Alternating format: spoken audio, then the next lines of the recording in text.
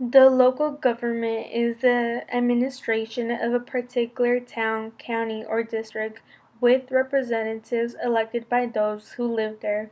The local government can do many things. For example, they help build and repair roads and bridges, maintain jails and parks, collect taxes, and many other things that help our community.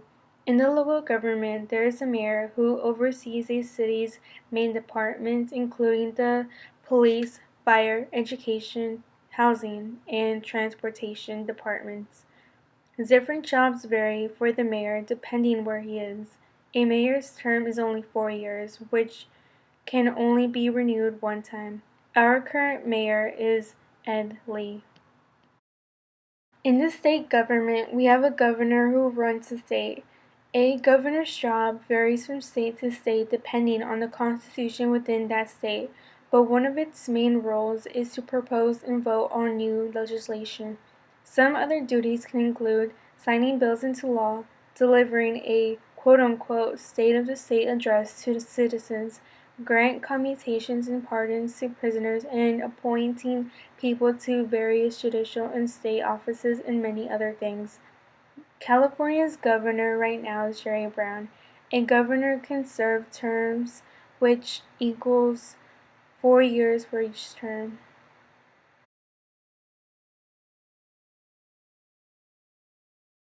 California is divided into districts.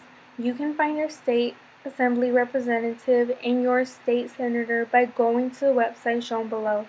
There are currently 40 state senators in California and 80 members in the assembly. A state senator can serve for a maximum of 2 4-year terms, while the assembly are elected for no more than 3 2-year terms. In the federal government, we have the President, a U.S. Senate, and a House of Representatives. The U.S. President is currently Barack Obama. A president can serve 2 terms. A president's job includes, but is not limited to, signing laws, meeting with other leaders to solve problems in the world, and leading our armed forces. In the Senate, there are currently 100 senators, with each state having 2 senators. A U.S. senator can serve 4 terms. The number of House representatives varies from state to state depending on the population. They can serve 2 terms and are considered for re-election every even year. To find out who your House representative, go to the website shown below and then proceed to enter your zip code. In order to vote, you need to qualify. To find out the qualifications, go to the website shown below. There, you will also find how and where to register to vote. Go to the website displayed below to find out what is going to be on the ballot and what not. But before you get that information, you have to put in your address, city, state, and zip code information, and then it will lead you to those things. To find out where you stand on the political spectrum, go to the website displayed below and take the test. To find out what type of powers Congress has, look in the Constitution in Article 1, Section 8, or go to the following website to find out what exactly they can do, because it is a lot of things. To find out if Congress has the right to enact the law or whatnot, you can also look in that same article, which is Article 1, Section 8.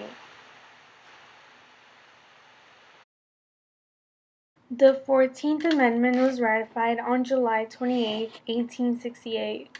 The amendment grants citizenship to all persons born or naturalized in the United States, which included former slaves who has just been freed after the Civil War. The amendment had been rejected by most southern states but was ratified by the required 3/4 of the states. Known as the Reconstruction Amendment, it forbids any state to deny any person life, liberty, or property without due process of law, or to deny to any person within its jurisdiction the equal protection of the laws. Other groups tried to use the 14th Amendment to further their causes.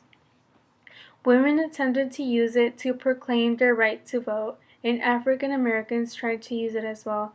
On May 18, 1896, the Supreme Court ruled in the case of Plessy versus Ferguson that separated but equal facilities were considered sufficient to satisfy the 14th Amendment.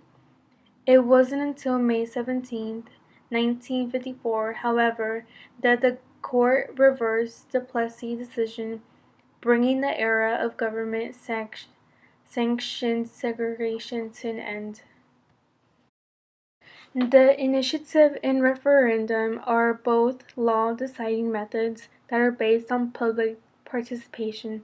Here is how it basically works. The initiative allows the public to create and enact legislation using the electoral process, which are initiatives that pass a signature gathering process, are then placed on an electoral ballot as propositions and are then voted on by the public. A referendum allows the public to overturn legislation passed by the state government. The procedure by which this happens is similar to that of an initiative. Both of these are pretty popular in California and are also really expensive since it needs signatures, advertising, and many other things. The initiative and referendum are significant because they get the public more involved in the lawmaking process. Based on the number of votes cast for the office of governor at the last regular state gubernatorial election, the number of signatures required for initiatives is 246,372 votes, and the number of referendum is 123,186 votes. The Bill of Rights is a formal statement of the fundamental rights of the people of the United States, incorporated in the Constitution as Amendments 1 through 10 and in all state constitutions. In the First Amendment, it states that people have freedom of speech, religion, press, petition, and freedom to assemble. The Second Amendment is the right to gun ownership. The third is that citizens don't have to have soldiers. The fourth is that the government and people cannot intrude into someone's personal belongings without a warrant. The fifth is that you cannot be tried for the same crime twice and do not have to answer a question if it makes you seem guilty. The sixth states that you have the right to a speedy and public trial. The seventh is the right to trial by jury. The eighth is that there should be no cruel or unusual punishments or extremely high fines or bail. The ninth is that the government can't intrude on people's personal freedoms. And last but not least, the 10th is that any power not given to the federal government is given to the state government. My favorite amendments are the first, the sixth, and the fourth.